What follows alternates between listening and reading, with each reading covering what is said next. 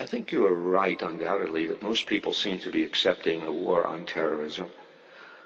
But I believe that that acceptance is very superficial, very thin.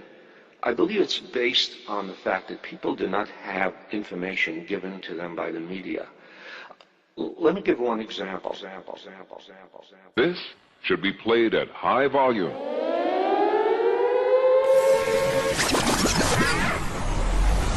KALW in San Francisco, 91.7 FM. I'm Laura Flanders, and this is Working Assets Radio.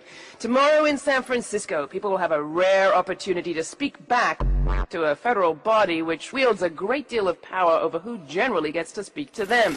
The Federal Communications Commission regulates radio and TV, telephones, and satellite transmissions, and tomorrow at San Francisco City Hall from 10 to 4, it will be holding a hearing to receive public comment on proposed changes to its media ownership rules.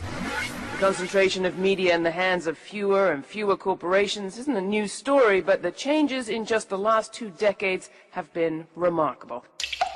In 1983, 90% of the major media were controlled by just 50 companies. By 92, that number had been cut in half to just 24 companies. And by 2000, the overwhelming majority of the mass media was owned by only 6 companies. The overwhelming majority of the mass media was owned by only 6 companies. 6 companies. 6 companies. 6 companies. AOL, Time Warner, Disney, Bertelsmann, Viacom, News Corporation, and Vivendi Universal have already amassed holdings across the media, from newspapers to cable to the internet. The largest shift of ownership rules that the United States has ever seen.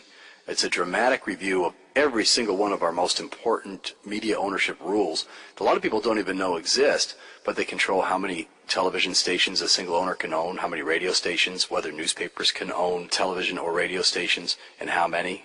These are huge questions because we've seen, for example, in radio where Congress relaxed the rules in 1996, and it led to an unprecedented wave of consolidation in radio, and now it's kind of hard to hear news.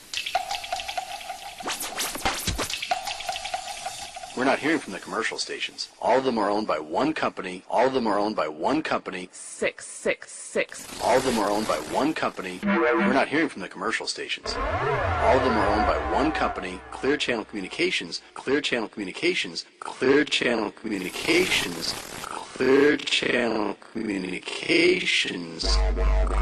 Clear Channel. Well, he wants to see more fairness in media. What you don't want is to have so few owners in a community that they can dominate the dialogue and move it in whatever direction they might want to move it in without having the alternative of competing ideas to ensure that there are diverse owners of media. You know, the founders of this country figured out that there was only one way to have fairness in media.